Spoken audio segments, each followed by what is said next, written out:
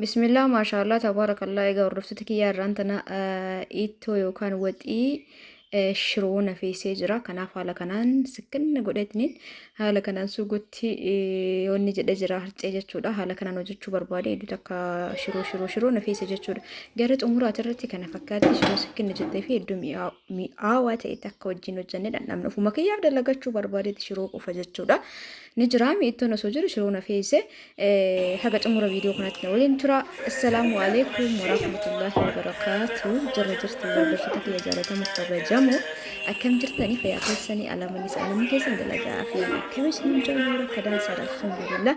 Simbirallee bareedaa ta'e abdiin qabaatti aansuun bakka na xiraq goonee xiqqoo bakka kanatti bishaan waan jijjiguuf naamina bigzee meeshaa dhiqan buukeen hin dhabamtu. Kanaafuu ibiddachi istoofii irra kaa'ee jira akka mana keessa aaruuf jechuudha. Kanaaf achirratti baasa. Istoofii tana noormaalii bakka amma ibidduma qabsiisuuf itti fayyadamaa jira. Kanaaf kasala irra kaa'ee deeqamatti qabsiiste. Ifaan hedduu takka lakkaayaan naante bismillah hayli sirri qabaa garuu hedduu lakkaa jechuudha. Ka adaamaa caalaa torbaanitti qarshii 400 jechuun salphaa miti. Torbaan tokkotti 400 kafalan guyyaa 30tti birrii meeqa dhufu gara 1600 akkas dhufa. Ka'ee hundumaaf akkas goone ixaana keessa ka'inne mana keessaa ganni aaru immoo istoofii mitaan irra deebisee shiroo dhiqisuu si hojjechuudha deemu jechuudha. Innaa isin akkam jirtamee bakka jirtanitti baga fayyaa taatanii akkami dalagaa fi qilleensi ana bira bareeda wallahi alhamdulillah. Warri gaafii garagara nagaa fattan xaqlalla godhee as keessatti harkaan shiroo hojjeta afaan immoo gaafii keessan isin deebisa. Isin immoo maal gootore ijaan kana laalaa gurra keessan na ergistan jechuudha. Haga xumuraatti ilaaltanii geestan immoo laayikii tuquna kan dagatamne silaafuu viidiyoo ilaaluutti hin jirtanii ol keessaa tokko ilaaltanii tokko dhiistan akkuma isinitti tolle godha waamaa miti hundumaafuu jechuudha. Osoo ilaaltanii natti tola. Akkana asitti shunkurtii quncisutti jira. Ittoon biraan jira ture garuu immoo shiroo nafeessa shiroo dalagee dhiqoo ture jira waan ta'eef jechuudha. Kanaaf dhiqqishuu sii dalaguudha deema jechuudha.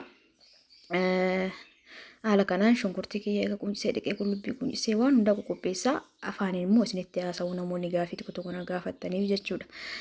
Meeshaalee mana keessaa galmoofneetiniin yoo nu bittee nuti nama hin qabnu akkamitti fudhachuu dandeenya warra jedhee na gaafatetu jira jechuudha. Inni biraa immoo meeshaa gizee ajannu jalqaba irratti baay'een keessan jechuudha onni gaafii isinitti ta'ee jiru. Meeshaa gizee ani YouTube irratti gadhiisu waan suuqa kiyyaa baasee gadhiisu isinitti fakkaata. Wanni meeshaa ta'ee farnichara ta'ee shiitaaf shaarbii ta'ee wannummaan ani YouTube irra gadhiisu hundu orderii namaati. Isinii galaami orderii namaati jechuun namni maallaqa ergatee fidee fi akka namni sun abbichi meeshaa sun viidiyoo san argee tasgabbaa'uuf akka namni birallee ilaalee achirraa iskiriinshatii godhatee natti gara keessaatiin dhufuuf YouTube irratti gadhiisaa jechuudha. Dabalataan immoo yoo viidiyoon sun alaalame YouTube irraa ni fayyadamaa jechuudha. Ani isin galee onni YouTube irra gadhiisuuf malee suuqa kabaaseetii miti.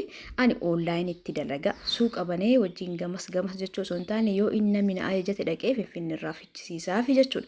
Kanaaf warri ajajachuu yaada qabdan maal gootanii meeshaa barbaadan naa barreessitan karaa WhatsAppitiin walumaa galatti meeshaa maqaa isaa wajjin yoo barbaadan suuraa isaa ta'e wajjin yoo barreeffamni isinitti toluu baate immoo sagaleedhaan meeshaa kana jettanii dabalataan suuraa iskiriinshatii gootanii miidiyaa kiyyarraa ta'ee gara biraatti irraa ta'e rakkoo miti natti himtan. Egasii maallaqa keessan ani meeshaa isin natti himtan san irra dhaabbadhee gatii ammaatiin hisaaboodhe walumaa galatti isinii deebisa.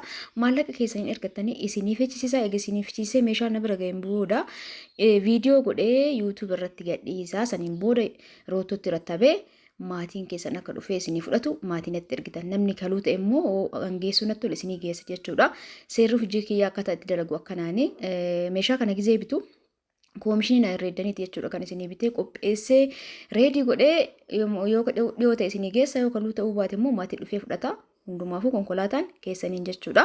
Akkasitti hubadha namni baay'ee waan hin galleef nama takka gaafii deebisuu hin jaaladhu. Namni birallee fakkeenyaaf hamna tokko gaafii yoo deebise gara keessaatti yoo deebise namoota san bicha dhaga'aa mire gara yuutuubiitti yoo deebise namni biraa gaafii itti ta'ee osoo mana gaafatuuf gaafadha boru gaafadha jedhee of keessatti gaafii qabatee taa'ee yoo jiraate sababa nama tokkootiifuu namni birallee ni dhagaa kan jedhu bakka takka deebisa. Kanaafuu haala kanaan orderii namaa godheetiniin orderii namaa jechuudha. Warri yuutuub irratti gadhiistee meeshaa kana barbaada akkasuma warri jettan wanni isin argitan sun hunduu kan namni bitateetiniin akka namni sun laaluuf akka namni birallee dabalatan iskiriinshatii godhatee gara keessaatiin dhufuuf YouTube irratti gadhiisa malee meeshaa hin gurguraminii miti jechuudha. Kan YouTube irra gadhiifamu hunduu kan gurguramee namaaf dhufee namni fudhatee kan namni fudhatee dhufaa jira kan namni ganaa fudhatu dhufaa jira.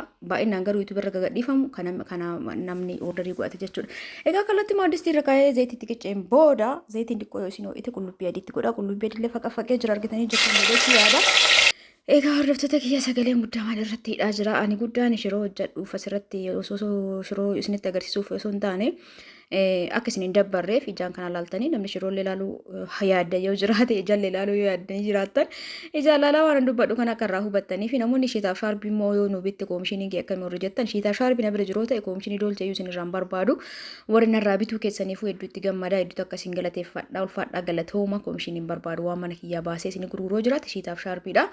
Wanta na bira hin jirre fakkeenyaaf anamma Bishooftu irraa ka'ee gara Adaamaa deemee diriyaa isiniif hodhisiisee yoo erge isinii jedhee manaa bahee mitiire kanaaf koomishinii naa herreeddanii jiru meeqa warri jettan akkaataa uffata keessanii akkaataa waan isinii biteen san irratti hundaa'e karaa keessatti na dubbisaa diriyaa warri na gaafattan meeshaa diriyaan qarshiin isaa wuddiidha bitee mana kaa'uu hin danda'u garuu isin ordarii godhattanii birrii ergitan kan isin barbaadan isinii fida jechuudha isiniif hodhisiisa diriyaa gatii dhaabbataa miti qarshii 8,000 jenne 10,000 jenne ani kan isin jedhe ka'umsarra diriyaan bareenni qarshii 8,000 irraa kaasee haga qarshii 60,000 mallee jira diriyaan takkittiin jechuudha. Kana yoo isin jedhu meeqa kamir fakkeenyaaf 8,000 irraa kaasee jira eega isin jedhe 8,000 jira 10,000 jira 15,000 jira 20,000 jira 25,000 jira akkasitti deema malee 8,000 illee dhaabbataa miti 50,000 sunillee yookaan 60,000 sunillee dhaabbataa miti isa jidduutti illee gatii hedduu jira jechuudha. Garuu amma jiddu galeessa namni waan bareede yoo bituu barbaade haga qarshii 20,000 haga qarshii 15,000 diriyaan bareedni jira. Jiddu galeessa ammallee kasanii gadi yoo jettan 8,000 irraa kaasee 5,000 illee jira barka 5,000 garuu baay'ee irra ba'u 8,000 ol bakka uumaan jedhu jiddu galeessa kana man saalfachiisnu 8,000 irraa ol osoo bitattini bareedaadha.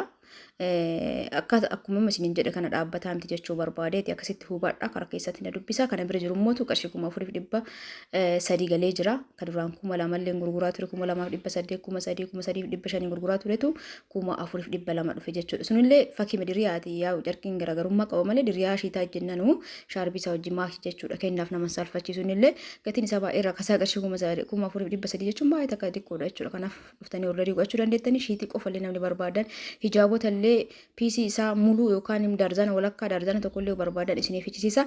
Egaa kana shiroo kiyyaatti deebi'ee jidduumaan qulleet irratti harcee godhee sirriitti sukkuumee jedheen booda bishaan ho'aatti qicaa laqaqqa godha jechuudha. Shiroo akkana dalagamu na feesse waan ta'eef akkasii isinillee barbaadan karaa kanaan gootanii dhandhamuu dandeettanii hedduu isinitti tola. Yoo akkanatti diqqoo jedhaa deeme bishaan ho'aatti qicaa haalaan laatan yookaan haga wanni barbaadaniitti irra bu'attanii jechuudha. Haala kana yoo godhame hedduu namatti tola shiroon yeroo baay'ee shiroo mixiniiti akkana dalagamu ani garuu mixinii miti adiima.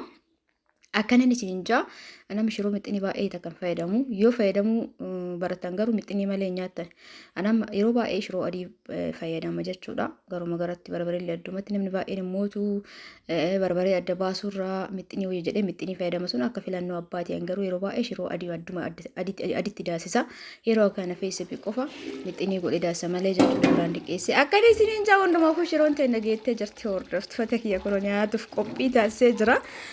In guddisee yoo andiqishuu si ufuma qofaaf fayyadamuu barbaade waxiin biraa waan jiruuf na feessee dhuma jennaan jechuudha. Naanta gisee tokko tokkodha.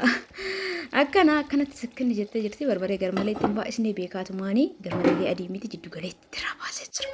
Ammaan tana biddeen diqqeessee dhiyeeffadhee wajjumaan kan nyaannu ta'a. Egaa warree gammaana waliin turtan ulfaadhaa galatooma hedduu isin jaaladha hedduu isin kawaja.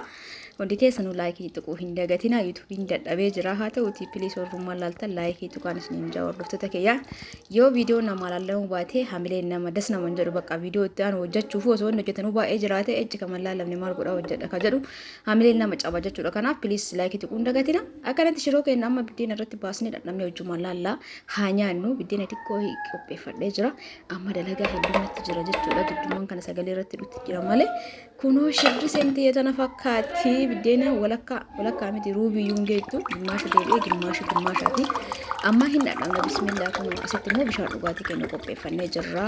Juusa kana fayyadamuu yoo irraan jettan okay fayyadamu yeroo baay'ee fayyadamu wanillee yeroo tokko takka fayyadamu malee jechuudha. Yeroo baay'ee hin fayyadamu inni walii hedduutu jira. hundumaaf tokko faayisaa fayyadamtan bareedaadha. Garuu yeroo baay'ee akkamitti fayyadamne riyaana isinoo jettanii warri naa barreessan ulfaadha galatooma yaada keessan ni fudhadha baay'ee akkanaaf galatooma isiniin ja'a haa nyaannu haa dhunnu afirraa kiyya shiroon ofirtiin jedhinaatini. Akkana isiniin ja'a hordoftoota kiyya inshaallah viidiyoo biraatiin angolitti dachanutti viidiyoon kiyya kaarraa kanumaan goolabee miti jira amma immoo dhandhamee isinitti agarsiisa. Kuno shiroon kana fakkaata bismillah ammaan tan dhandhamee isinitti agarsiisa suuta qammasee isinitti agarsiisa ishee akkanatti yoo ilaaltan amma waan dafee nyaataa jiru isinitti fakkaata garuu waan viidiyoo ariifachiisuuf ispiidii irra kaa'ee ariifachiise jechuudha editiin suuta nyaan dhaaboo maal taatim jettiin innaa kun akkana nyaadhetti umuree jira bishaan illee kun akkanatti dhugee jira hundumaafuu viidiyoon kee raawwatee jira hordoftoota kiyya harka kunanaaf bita kunanaaf mirga jechuudha kaameraa yoo zooru bitaa isin fakkaatu danda'a hundumaafuu viidiyoon kee raawwatee jira warra gammana waliin turtan ulfaadha galatooma hedduu isin jaaladha hedduu isin kabaja please like it. Bye bye.